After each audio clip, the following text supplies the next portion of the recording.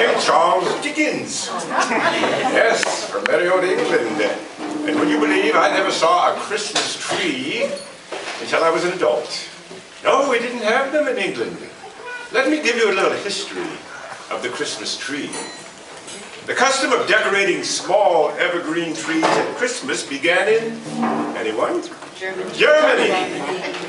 One legend suggests that St. Boniface, the English missionary to Germany in the 8th century, started the custom. He is said to have replaced the pagan worship of the sacred oak with a young evergreen tree adorned to symbolize the new faith. The Christmas tree arrived in America before it reached England. Russian soldiers in the employ of George III decorated trees during the American Revolution.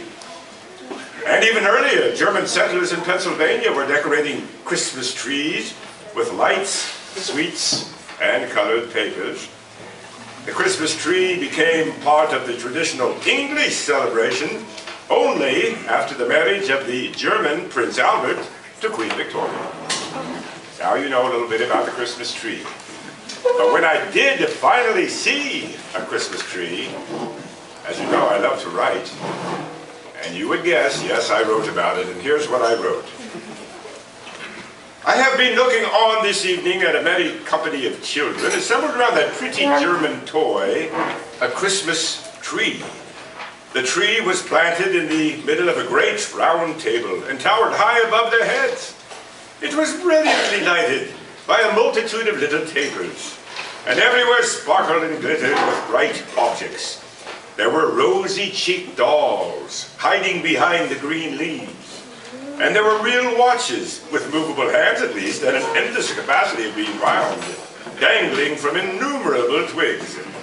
There were French polished tables, chairs, bedsteads, wardrobes, 8-day clocks, and various other articles of domestic furniture perched among the browse, as if in preparation for some early housekeeping. Now, they were jolly and broad-faced little men, much more agreeable in appearance than many real men, I might add, and no wonder, for their heads took off and showed them to be full of sugar plums. There were fiddles and drums, there were tambourines, books, work boxes, all kinds of boxes. There were trinkets for the elder girls, far brighter than any grown-up gold and jewels. There were humming tops, needle cases, pen wipers, smelling kettles, conversation cards, bouquet holders, real fruit made artificially dazzling with gold leaf, imitation apples, pears, and walnuts crammed with surprises.